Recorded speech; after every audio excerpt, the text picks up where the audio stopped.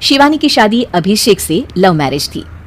अरे भाभी, ये कितना अच्छा सूट पहना है आपने, काश ऐसा मैं भी पहन पाती। अरे क्यों नहीं रीना, वैसे भी तुम्हारा और मेरा नाम तो एक ही है, जब मन करे पहन लेना। भाभी, आपको आपके पापा ने कितने अच्छे कपड़े गहने दिए हैं। मैं उनकी इकलौती बेटी जो हूँ। बेटी तो मैं भी इकलौती हूँ, लेकिन क्या करे, पापा है नहीं, पता नहीं कैसे होगी मेरी शादी।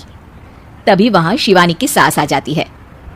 अरे क्यों नहीं करेगा भाई तेरी शादी धूमधाम से, आखिर जिम्मेदारी है तो उसकी। और वो दिन भी आ जाता है जब रीना की शादी तय हो जाती है। अभिषेक, क्या हुआ?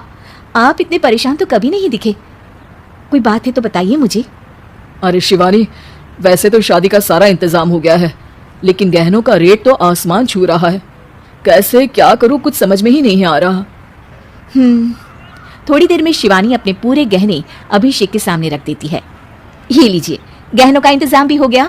अरे नहीं नहीं शिवानी, मैं ये गहने किसी हालत में भी नहीं ले सकता, ये तुम्हारे पिता ने तुम्हें दिया था और तुम हो कि। तभी वहां सास आ जाती है। अरे तो क्या हुआ, इसकी तो हो गई ना शादी, अब किसे दिखाने हैं इसने गहने। सास गहनों का डिब्बा शिवानी के हाथ से लेकर वहां से चली जाती है। रीना की शादी धूमधाम से होती है और अब वो बड़े घर की बहू बन जाती है। वहीं रीना की शादी के बाद शिवानी और अभिषेक उसकी शादी के कर्जों से डूब जाते हैं। मैं सोच रही हूँ नौकरी करनी शुरू कर दूं, वैसे भी पढ़ी लिखी हूँ, आपकी थोड़ी मदद भी हो जाएगी।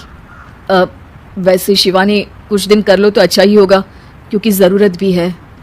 अब शिवानी भी नौकरी करने लगती है और घर खर्चे में अभिषेक का हाथ बटाती है।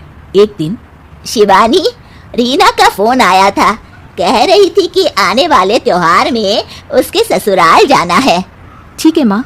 अरे ठीक तो है, लेकिन एक काम कर लेना, उसके सास ससुर से लेकर पूरे खानदान के कपड़े मिठाइयाँ सब ले आना, और हो सके तो रीना के लिए छोटे से कान में पहनने के बूंदे भी। और क्या है ना, शादी में उसे सारी बड़ी बड़ी कान की ज्वेलरी दी थी, घर में पहनने के लिए तो उसके पास कुछ भी नहीं है। शिवानी सोच में पड़ जाती है कि वो क्या करे, क्योंकि कर्जों और घर के खर्चों के बाद तो पैसे बचते ही नहीं थे। शिवानी फिर अपने पिता को फोन करती है और उनसे पैसे मांगती है। देखो शिवानी, मैंने तुम्हें शादी के वक्त ही मना किया था कि ऐसे घर में शादी करनी ही नहीं चाहिए।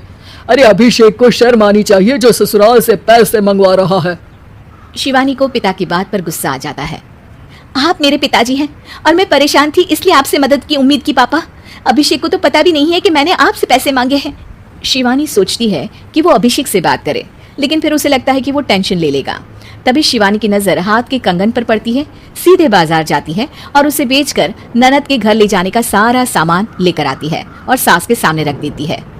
हाँ ठीक है, लेकिन फल थोड़े और अच्छी क्वालिटी के होने चाहिए थे। शिवानी कुछ नहीं कहती, वहां से चली जाती है। एक दिन शिवानी, रीना का फोन आया था, बहुत रो रही थी। क्यों माँ, क्या हुआ? सब ठीक तो है ना उसके ससुराल में? अरे तूने तो उसकी नाक ही कटवा दी। अब मैंने क्या कर दिया माँ? कह रही थी कि बड़े घर की बहू है भाभी, जो कपड़े दिए वो ब्रांडेड भी नहीं थे। तू तो जानती है ना उन लोगों का पहनावा कितना अच्छा है। तू तो मेरी बेटी का भला कभी सोचती नहीं।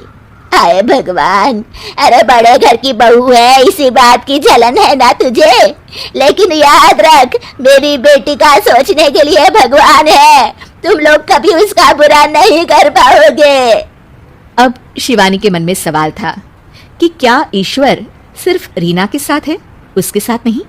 लेकिन उसे सुकून था कि वो अभिषेक के साथ उसकी जिम्मेदारियों को निभाने में बराबरी की हकदार है। शिवानी वहां से चली जाती है।